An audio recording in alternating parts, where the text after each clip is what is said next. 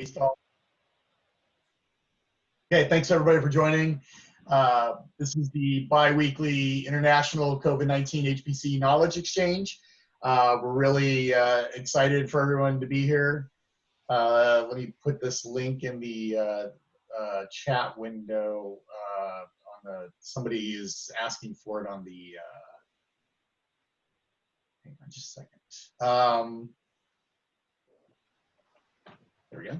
Okay, so yeah, so this is the bi-weekly International COVID-19 HPC Knowledge Exchange. My name is Sean Brown. I'm the director of the Pittsburgh Supercomputing Center and a representative here from the XSEED project in the United States, which is part of the HPC consortium efforts, COVID-19 HPC consortium efforts that we have going on in the United States. I'll give my counterpart, Matej, a chance to introduce himself real quick.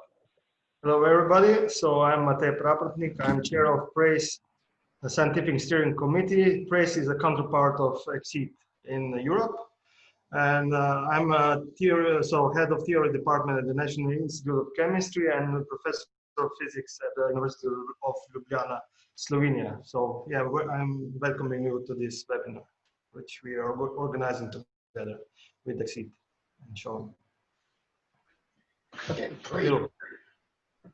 Yeah, thanks. So we have scheduled 4 presentations for today. We had one back out at the last minute this morning, so we'll go ahead and get started. Our first presentation today is from Mahmoud Mordadi, assistant professor at the Department of Biochemistry at the University of Arkansas. Differential activation behavior of SARS-CoV and SARS-CoV-2 spike proteins. Yep, you got it on there. Okay, thanks. Take it away, Mahmoud. Thank you, Sean. Yes, I'm going to talk about what we've been doing with some of the COVID-19 HPC consortium resources at Texas Advanced Computing Center and Pittsburgh Supercomputing Center. And the topic, the subject of our research is kind of comparing the SARS coronavirus and SARS coronavirus-2 spike proteins. So the SARS coronavirus is the cause of the 2002-3-4 epidemic, and the SARS-CoV-2 is the cause of the current pandemic. And we wanted to compare these two viruses. In particular, we wanted to compare the spike proteins of these two viruses. And the particular thing that we wanted to look at was the activation process of the spike protein. So what I mean by the activation process is the conformational changes that the protein has to undergo to be able to become ready to bind. So this is the step before binding of the spike protein to the human angiotensin converting enzyme 2 receptor could happen. This is an area that I know some other people are also working on for the SARS-CoV-2, but we wanted to make a comparison between the SARS-CoV-2 and SARS-CoV. This is a very crucial process because it needs to happen before this protein can bind, and it also has potential for therapeutic and vaccine development, because if we can target and we can inhibit the activation of this protein, we can actually inhibit the binding as well, because if it doesn't activate, it doesn't bind.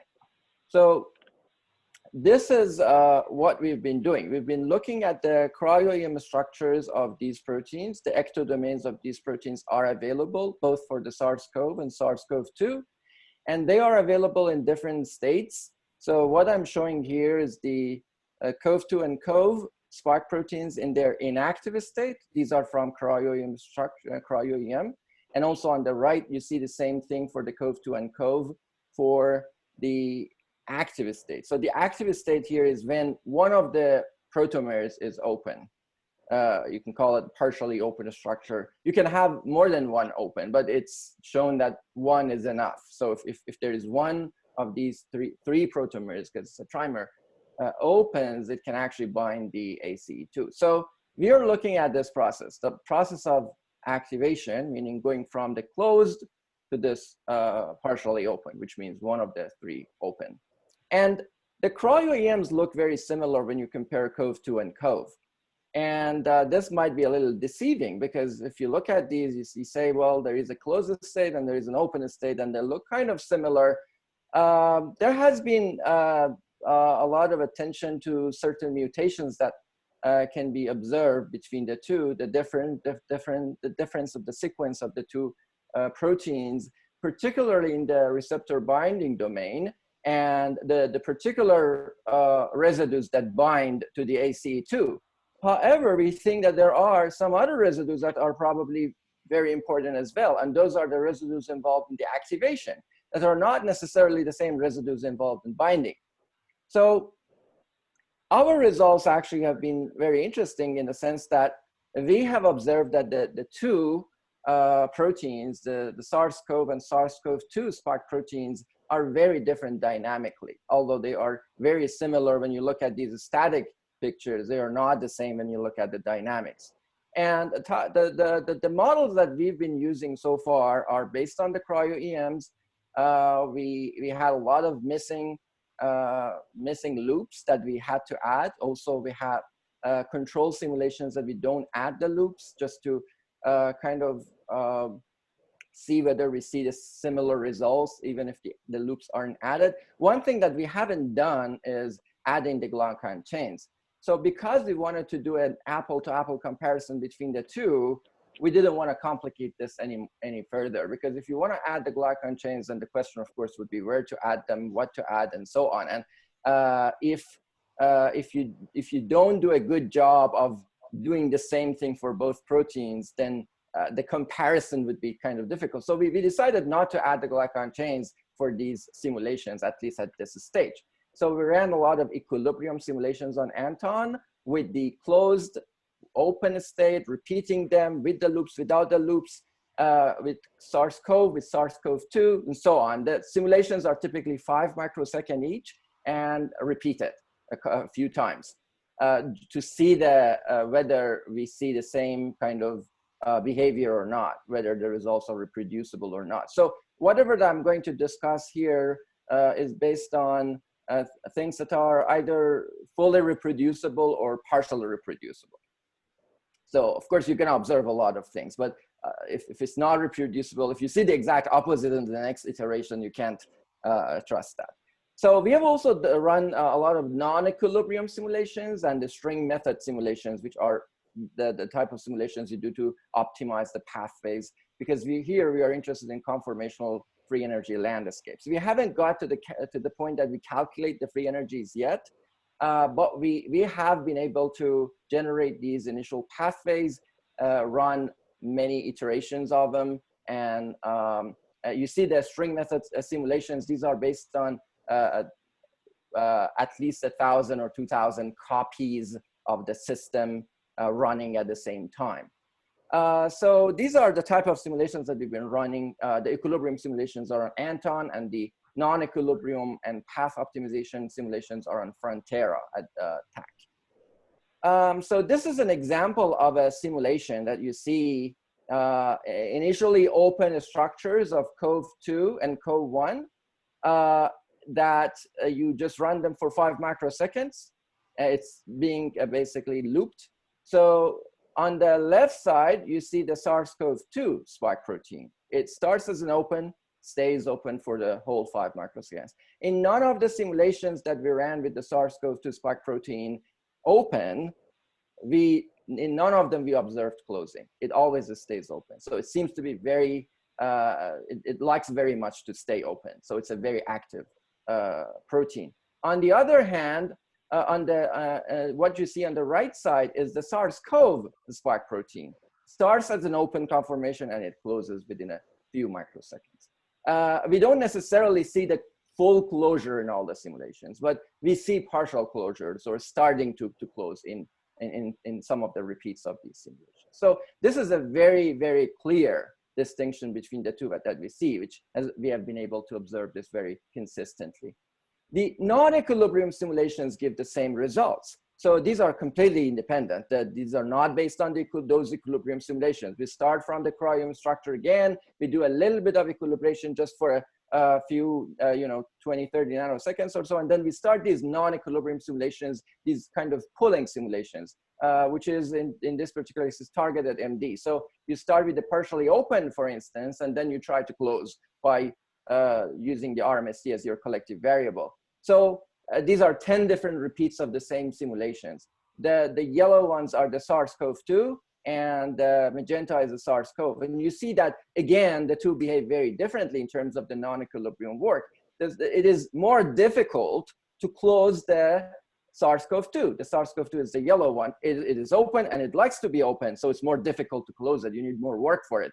And it's observed consistently when we ran 10 different simulations each. We also did these without the loops. We observed the exact same thing. And we are trying to do this with the glycan chains as well. And on the right side, by the way, you see the Jarzynski average. So you can look at the average work, or you can look at the Jarzynski average. So if you have many, many iterations, the Jarzynski average would eventually converge to free energy. But we know that 10 iterations is not enough. But at least it's a sort of averaging, and it gives us a pretty consistent picture with the equilibrium simulations, that the SARS-CoV-2 spike protein, when it's open, it's harder to close it as opposed to the SARS-CoV. And this is exactly consistent with the equilibrium simulations. And we are running the string method calculations. They haven't converged yet, so we are continuing to run them to optimize these pathways. So we pick the best pathway from these non-equilibrium simulations. We try to optimize them using this string method with swarms of trajectories method, so we can do the free energy calculations afterwards. So in brief, so I didn't want to show a lot of details, but just in brief, we can see the differential behavior of the two proteins, and using different complementary methods, the non-equilibrium method and equilibrium method, we have been able to consistently observe the same behavior, the same trend in both proteins. So the next step for us would be, of course, to finish the path optimization and free energy calculations that will give us accurate thermodynamic and kinetic information about the activation process for both proteins. And we are also interested in studying the glycosylated spike proteins and see whether we can reproduce the same kind of differential behavior that we see with when the glycan chains are present. At the end, I want to thank my group members who've been working on this, especially these 5 students and postdocs that have been working on this project almost every day for the last 3 months or so. I also like to thank the TAC and PSC, and particularly the COVID-19 High Performance Computing Consortium. Thank you very much for listening. Great, thanks, Mahmoud. That was great. That's interesting to see the difference, and you can do that with the MD. That's awesome. Do we have any questions? We have some time for questions. If you'd like to ask a question, you can just go ahead and unmute and ask it, or you can post it in the chat window and I'll read it for you. Either way. Can I make a comment? Yeah, please. That's not very nice talk, but a few webinars, I think 2 webinars ago, we had a talk about this glycolization of these proteins, and they are heavily glycolizated. Right. From Lisa Fada, I think that she made a very nice webinar talk. Mm-hmm. And I think that, yeah, you should do this glycolization. I guess you could also contact her. I mean, why not?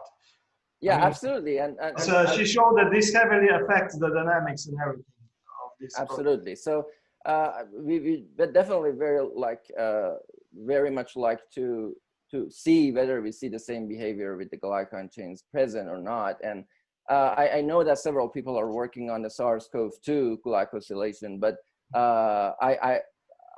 I'm wondering if anyone is interested in SARS-CoV spike protein as well. So if there are people who are interested in looking at that as well, we would very much like to talk to them. Okay. Great. Any other questions, comments?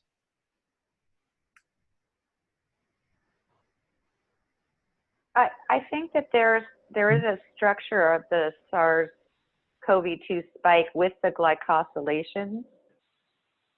Mm-hmm. Yes. Yeah. I mean, I'm aware that there are structures with the glycan chains, and people have also modeled I do have access to several models.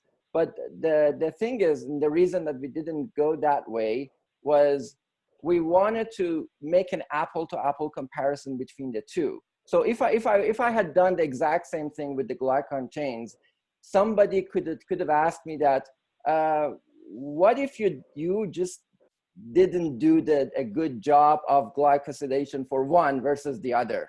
So it's hard to do an apple-to-apple comparison when you make a lot of changes to a model. So these models are coming from the cryo-EM exactly as they are in our simulations, except for the loops. And we actually even ran the simulations without the loop, because I was worried that when we are adding the loops, maybe I'm adding the loops in one of the systems differently than the other.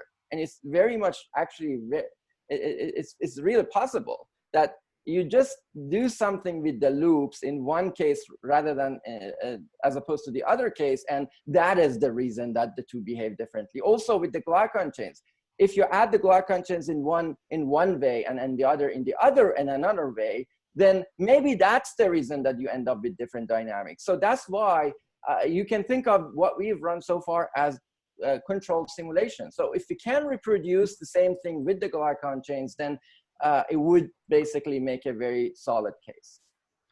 Of course, now that you've characterized it without the glycol change, you could put them on and just compare them to see what the effect would be in the activation. Absolutely, and particularly, I think it's easier to do this with the non-equilibrium simulations, because those are less expensive, and since we've actually seen that the equilibrium and non-equilibrium are consistent, at least without the glycan chains, maybe we can just use the non-equilibriums for the glycosylated case. Okay, we have one question from the chat window. Gwen, I apologize if I just butchered that. Asked, at what time scale does the protein open?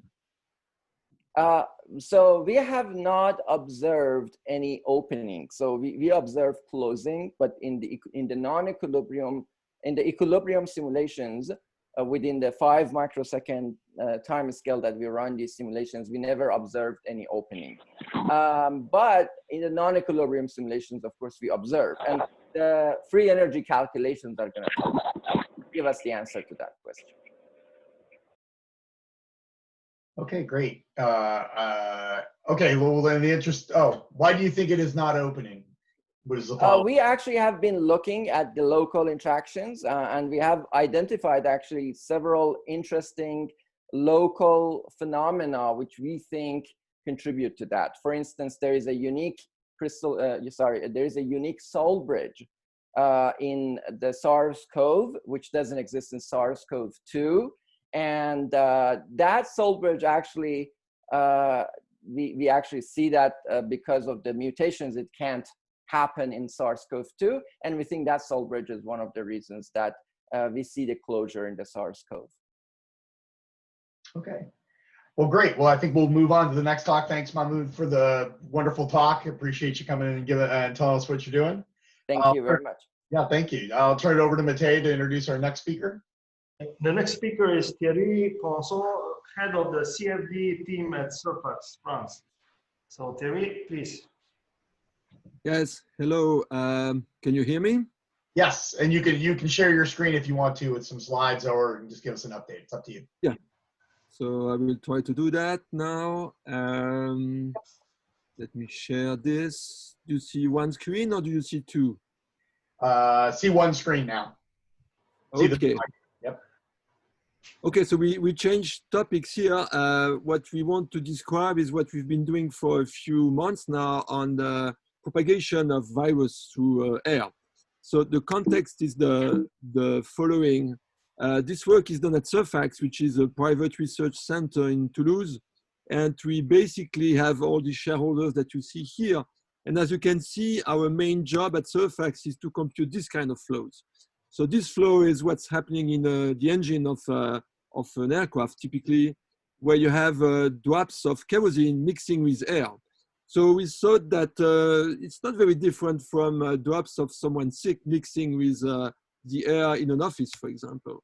And so these tools that we use every day to design engines, we have proposed to apply them to COVID propagation through air. So the main issue that we're looking at here is the following. You know, this is a very famous picture from the group at MIT here, where you see where the droplets are going. In the end, you know, contagion can only happen if you catch one of these drops. It's pretty obvious. Huh? And so the question of where do these droplets go is what controls the famous R0 factor. You know, the R0 should be less than 1. We know that, for example, in the US at the moment, it's certainly more than 1, and it's less than 1 if you want to control the pandemic. What really fixes R0 is a complicated problem, actually not of medicine, of biology, it's a problem of fluid mechanics. You know, we know that the circulation of air, especially in closed places, will control this contagion. So there are many questions here that depend actually on fluid mechanics and that we are relevant for someone who wants to do computation of that. I have listed a few of them here, but basically the main problem is where do these droplets go before they become inactive in some way? And can we adjust and adapt the air conditioning systems to master that? We believe that this will be a major problem soon because it will not be long before people start suing companies and governments if you get a cluster of contamination. So we will need to prove that our buildings are safe for virus exactly in the same way that they are safe for fires, for example. It will be the same type of challenges for the future. And obviously here, simulation will play a big role. So there are two types of contagion like this. One of them is rather obvious. If someone is sneezing in front of you, then you get droplets, okay? But there are more subtle cases. In a plane, for example, this guy could be sick and not sneeze. He could just breathe and produce 20 to 100 droplets. And these things will be carried away by the ventilation even before they go filtered. And so contagion could take a few minutes. And we know that the typical lifetime of viruses in a drop can be a few, minutes, maybe a few minutes. And a few minutes, if you are convected that half a meter per second by the air conditioning system can take you far away, 20 meters, So you could be anywhere in the plane actually, and there are examples in the literature already which show that people who were 20 meters away got contaminated by a sick person. So we need to compute these things if we want to know how to adapt the air conditioning systems, for example. So we will simulate both cases, and this is just an example of a preliminary computation for a plane here, where the passenger here in 2B is sick, and you can see that this is the trajectory of the droplets and the size at the same time, and the drops are carried away, and in that case, it's not a good idea to be in 2A, okay? These things depend a lot on the way you organize the circulation of air, but it proves that if you don't do anything, it's going to be bad. Just another example here on a case where you have more people and on a longer time. Here you can see the drops again. When they evaporate, normally after a few time, we don't know exactly how much, they don't get active anymore, but still you can see that can travel a long way. That's for what we call the indirect contagion path. Then of course, you also have direct contagion, and we have these rules. I guess they're not the same all over the world. Here they say 1 meter. Some people say 6 feet. I mean, it's a joke. Obviously, it depends on the flow. And we have examples of images where sprays can be carried away to 7 or 8 meters, by certain people. So we need again here to do computations, and for that you need to rely on a HPC. This is an example here of the type of CFD simulations we do. You have an emission here of someone sick. Here you have a person, and you look at the airflow and at the droplets which are produced.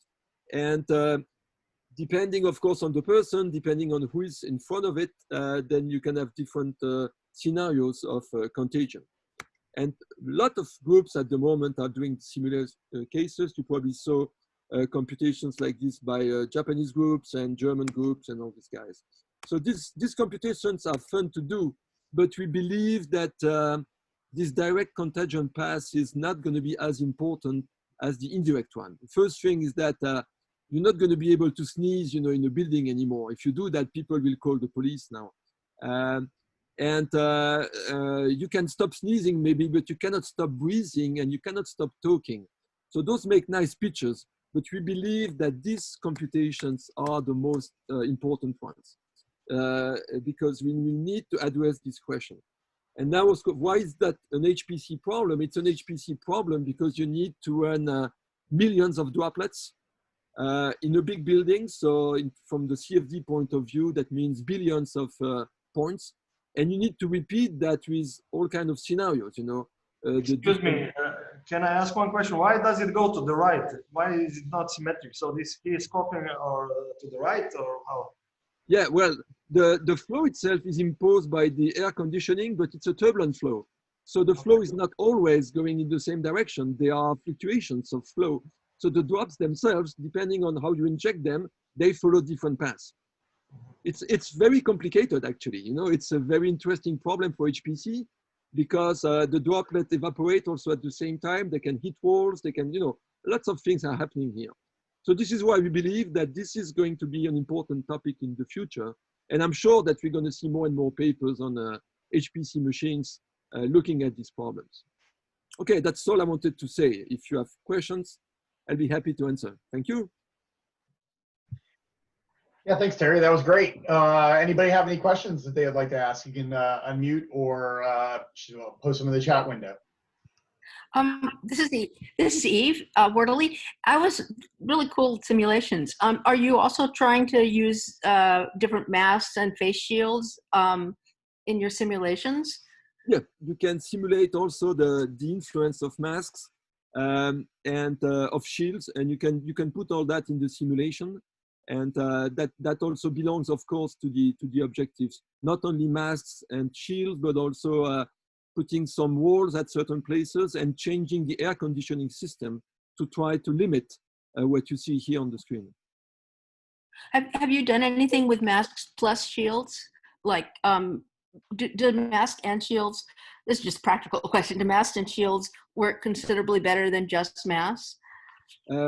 Yeah, obviously they are, but the mask is better than the shield apparently. But for the moment, there's just a new paper which was published last week on the masks themselves. The masks plus the shield, I don't think they've been computed yet. Okay. But obviously, you know, it's air.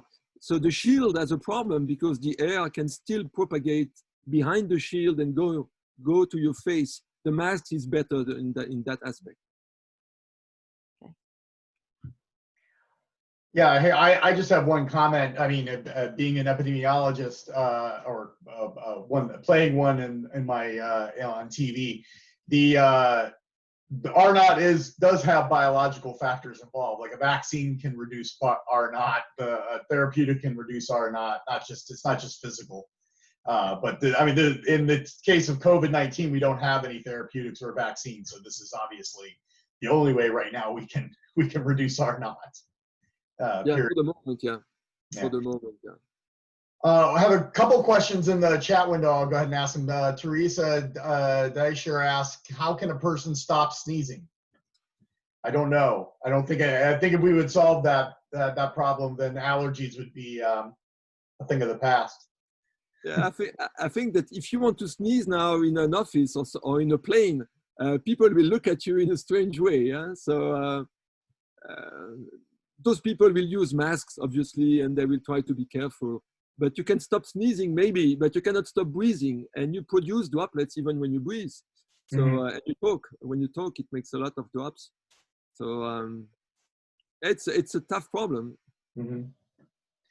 And then Soumya Lipsa Rath asks, are you considering air humidity is air humidity taken into account in these simulations at all?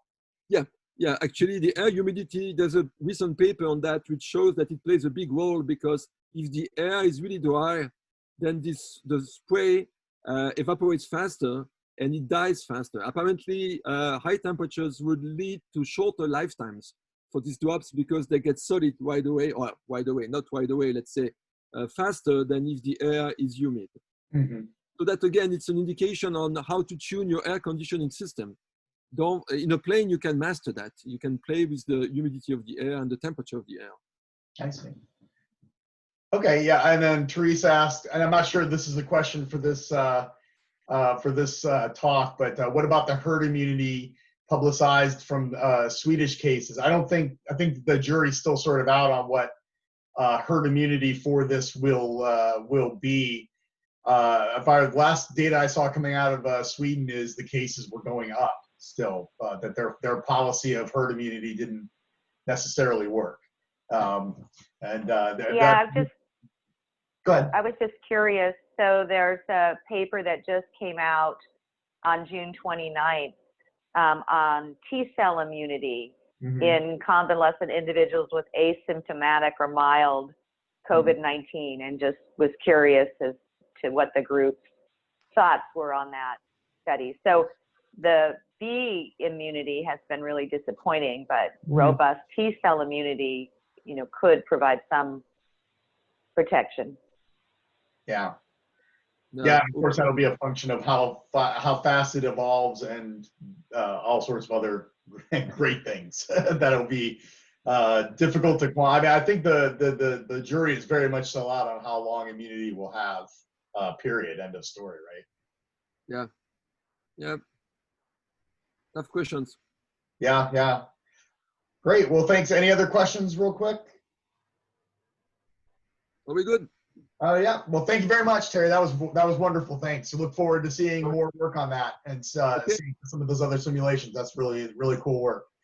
We'll go ahead and thanks. We'll go ahead and move on to our next talk, which is Soumya, and I hope I'm saying this correctly. Soumya Lipsa Rath, who is an assistant professor at the National Institute of Technology at Warangal in India. Do you want to stop sharing your screen, Terry? Thanks. Yeah. Hi.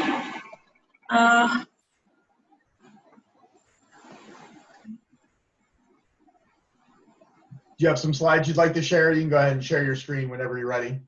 Yep. Cool. Yes.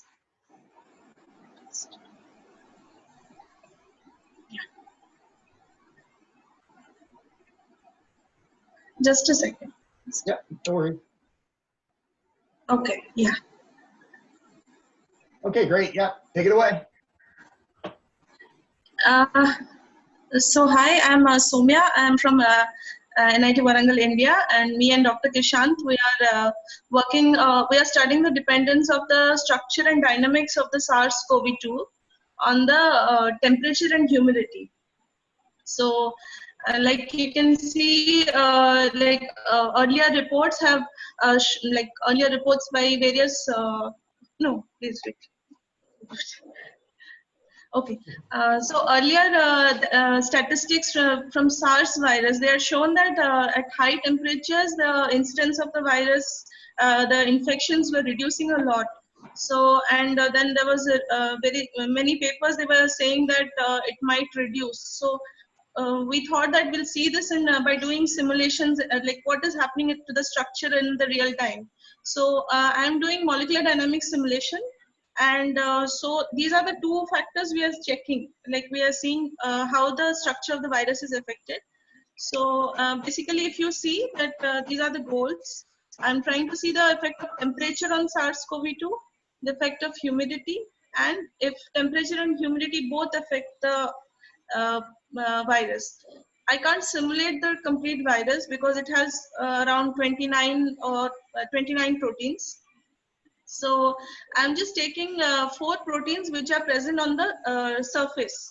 So the spike protein, the membrane, the envelope, and the nucleocapsid basically, because like they are directly affected when they are the first things which are exposed to the atmosphere.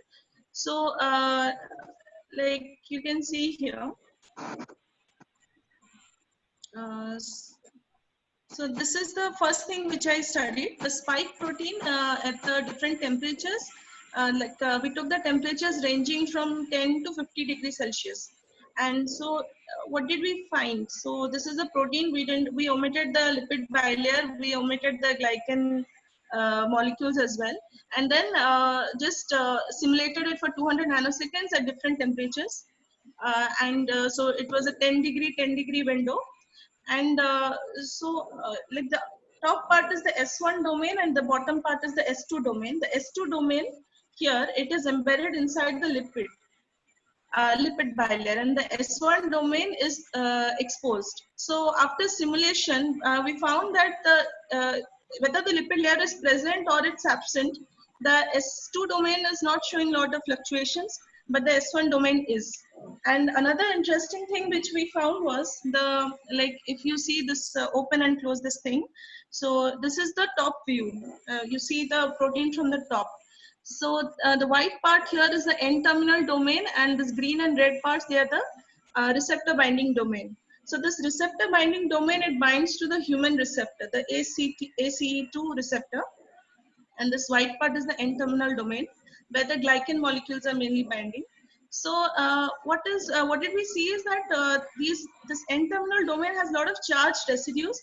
And if you do a sequence analysis, we found they're very much similar to many of the receptor proteins in the human body, and they are distributed in the digestive system, in the brain. Like all these proteins, they are very much similar to those kinases or those receptors which are already present in the human body.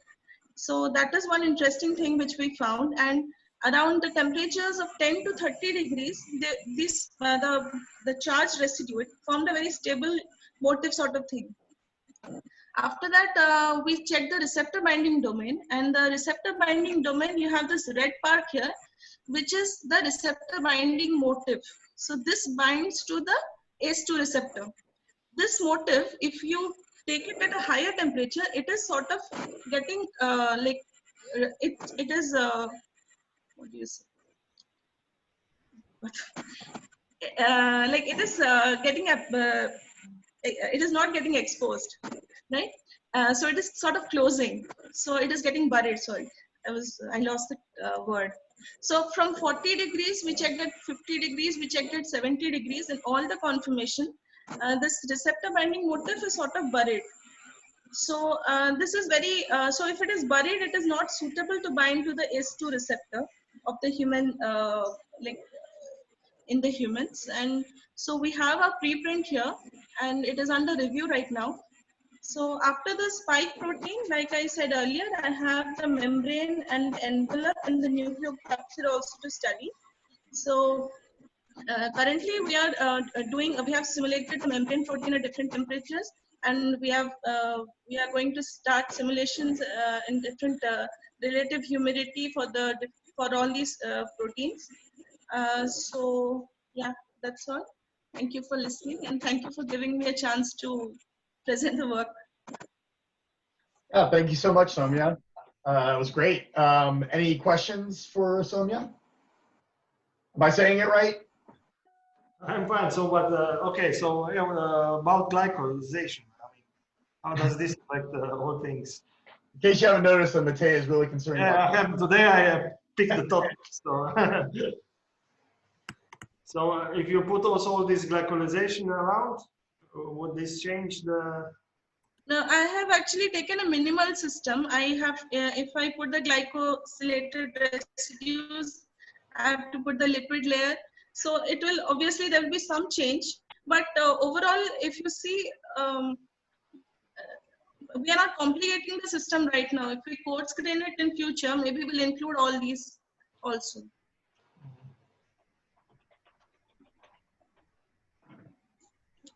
Okay. Thank you. Great. Any other questions?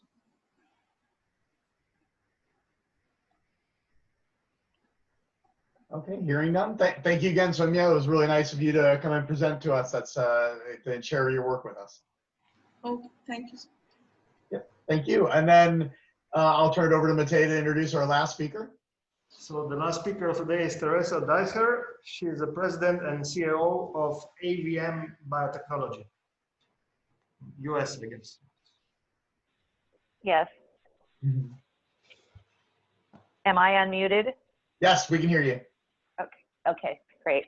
And then I'll share my screen. So thank you for letting me present. And we are a biotech company developing therapeutics, don't do any molecular modeling.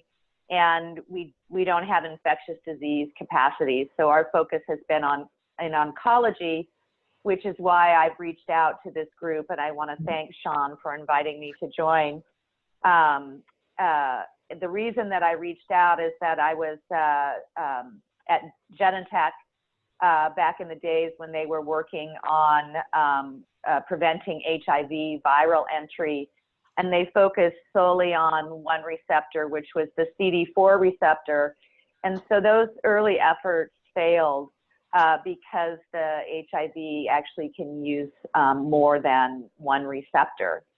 And based on our work, we would like to propose that there may be an additional receptor for the SARS-CoV-2 that should be considered. So,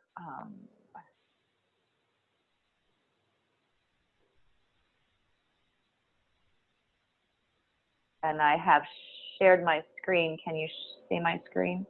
Yes. Yep. We see the PowerPoint. Okay. Yep. Okay. And can you still see it? No. Oh yeah. Yeah. Well, no, Okay. we see the presenter, so just switch the screens. Okay. So we're working with a small molecule drug that has activity by mobilizing what we call supercharged natural killer T cells.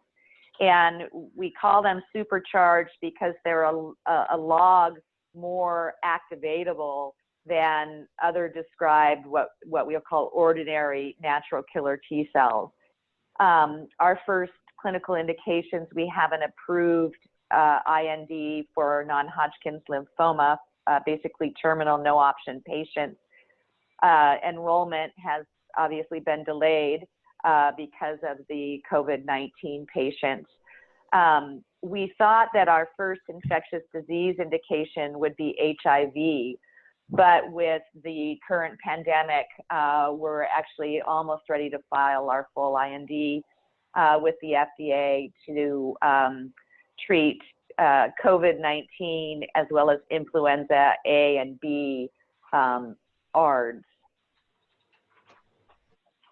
So our drug actually mobilizes not only this novel natural killer T cell, but a novel cytotoxic T cell and a very active dendritic cell. And the combination of these three cells is sort of like a natural vaccine.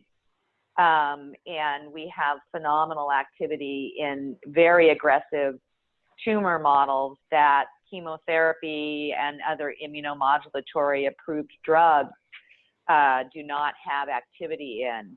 And so we're hopeful that we'll have this same activity against the SARS-CoV-2. So the natural killer T cells are agnostic to abnormal cell type that they kill. So they like to kill cancer, they like to kill virally infected cells, and they like to kill bacterially infected cells as well. And, you know, recently it was actually published, this is from the Gladstone Institute at UCSF, that coronavirus and cancer like to hijack the same parts in human cells. And so as we're doing, you know, other people are starting to look and say, you know, let's use existing cancer drugs to kill these infected cells. So this is just one cancer model. This is a human leukemia model. And for this type of leukemia, there's really no good clinical option. It's one of the indications in our clinical trial. So we do a xenograft model in mice, and the placebo cells actually grow, and then these mice have to be terminated. But what we find is that we can, for a very long time, over 200 days, and the mouse was already 70 days old when we started the study, prevent this tumor growth, and we can re-challenge the mice. So we inject more leukemia into the mouse's flank. And what we see is a long-term immunity has been provided. And so we're hopeful that by mobilizing these innate immune cells, we might also trigger long-term immunity against the SARS-CoV-2. I am the founder. My PhD is in molecular and cellular physiology from Stanford School of Medicine. And I'm just showing my board of directors. Manon Cox and Gary Groman joined our board just during this COVID-19 pandemic. They're both internationally known respiratory virus and vaccine experts. And they joined our board out of their enthusiasm for the activity that we have in multiple cancer models, compassionate use data that we have in terminal no-option cancer patients, and their enthusiasm that our drug could be an effective treatment for COVID-19. And their skepticism about a safe vaccine being developed in the near term. So just sort of one data slide. In the COVID-19, the moderately to severely ill patients that progress from that silent hypoxemia into the ARDS, infected monocytes and neutrophils are really driving that lung pathology. And our drug within 6 hours ablates monocytes and neutrophils, that's shown on the left. And we hope that that could reduce the inflammation. The drugs that are being tested, the anti-IL-6 drugs, are not having as a significant an effect as had been hoped. And we're hopeful that by just ablating and killing off these infected cells, we will have that benefit. And on the right is just a scatter plot of natural killer T cells and natural killer cells, CD3 on the X and CD49B for the mouse. That would be CD56 in the human. But normal, ordinary natural killer T cells are known to reduce inflammatory monocytes in lungs and the duration of influenza virus infection in studies. And our cells are a lot more activatable and dramatically more effective in very aggressive cancer models than these ordinary NKT. And so we're hopeful that we will have the same effect. So I want to talk a little bit about ICAM3 and SARS-CoV-2. Just a brief background about ICAM3. It is very selectively expressed, this is from the Human Proteome Project, on lymphocytes, monocytes, less densely on neutrophils. It's on lymphoma and other cancer cells, and it is expressed in the bronchioles. It has been proposed to play a role for HIV entry, and there are certain ICAM3 gene variants that are associated with pathogenesis of SARS. We're really focused on the clinic, and so we really look at the clinical picture of the COVID-19 patients and their immune system and their immune system's response to the infection. So the COVID-19 is not like the SARS-CoV-1 symptoms. The first symptoms are silent hypoxemia, which is why the ventilators actually really caused quite a few of the deaths. You know, obviously, no one knew how to treat this until we learned by trial and error. But silent hypoxemia is a bronchial-mediated symptom. And ICAM3 is expressed on bronchioles. As I mentioned, it's on monocytes, lymphocytes, and neutrophils.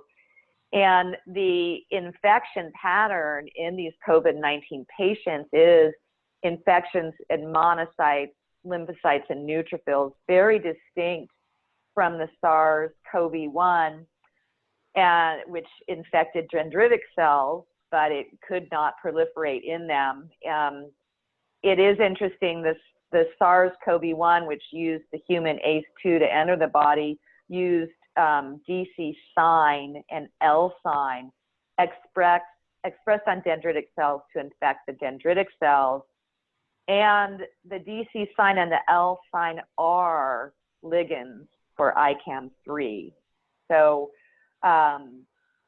there's also, you know, some early anecdotal evidence. So for instance, inhaled glucocorticoids are reported to reduce the SARS-CoV-2 infectivity and inflammation in culture. And just looking at data from Wuhan, 85% of people in China use these inhaled or intranasal glucocorticoids, and it may confer 80% protection against infectivity. And how would that be? Well, dexamethasone is known to shed ICAM3, and so potentially the use of those inhaled glucocorticoids and steroids might reduce their pulmonary ICAM3 levels. And then I also want to point out that dexamethasone is the only drug that has been demonstrated to reduce mortality in moderately to severely ill COVID-19 patients. And how are we connected to this? Well, the dexamethasone in that study was used repetitively in low doses. And while it reduced mortality, there's still huge room for improvement. It was only reduced 20% in moderately ill and 33% in severely ill COVID-19 patients. And what our lead drug is we have made a new formulation, a purified, loaded formulation, so that we can dose patients in a single dose. That's why we have that rapid onset of action and theoretically take hospital stay down to 2 to 3 days and hopefully reduce mortality even more significantly. So by also reformulating and using just an acute dose, you see a really nice safety profile. The repeat chronic use of the glucocorticoids is actually more detrimental as far as safety profiles. So not being molecular modelers, but having done some work in a collaboration with an investigator from the East Coast years ago, I had my student, actually, who's no longer a student, who did all of that modeling, asked her to take a look at the binding of the SARS-CoV-2 spike. This is the spike only to both human ACE2 and ICAM3. And we can't get results from Rosetta. We're still in the line. So Katie used ClusPro and returned these energy scores, which did give favorable binding energies, the spike binding to the ICAM3. And we used the full-length spike, not the receptor binding domain. But not being molecular modelers, we wanted to reach out to this community and to ask for support. And if people expert in this would take a look at the binding and the energies it's the first IG domain of the ICAM3. And potentially we're also interested in any in vitro experiments. We do not have the capacity to work with an infectious agent of this severity in our lab. And it's just our pipeline. We don't need to see that, but I put contact information up there. And I'll send, Sean, I'll send you our slides. I didn't have a chance to do that earlier, so I apologize, but would really welcome any questions and hope that there will be some, you know, experts in your group who will take a look at this. It's really important that we don't miss all of the receptors like we did for HIV. And I was working on that, as well as working with my uncle, who was an MD and a really early advocate, you know, trying to find HIV treatments. And 40 years later, we have nothing, and a disease that's still devastating. So that's all I have. Yeah, thanks, Theresa. It looks very promising. I'm sure that there will be people on the call here that would be interested in taking a look at that. I know Victor Padilla-Sanchez already asked for your PowerPoints, so we can post them on the Slack or the Slack channel too, because I know you're on there as well. So if people want to contact Theresa, they can use her by email, which is right there, or she is active on our Slack. So if you want to contact her there, please feel free to do so. Are there any questions that anybody wants to ask or comments? I know we're getting close to the end of the hour.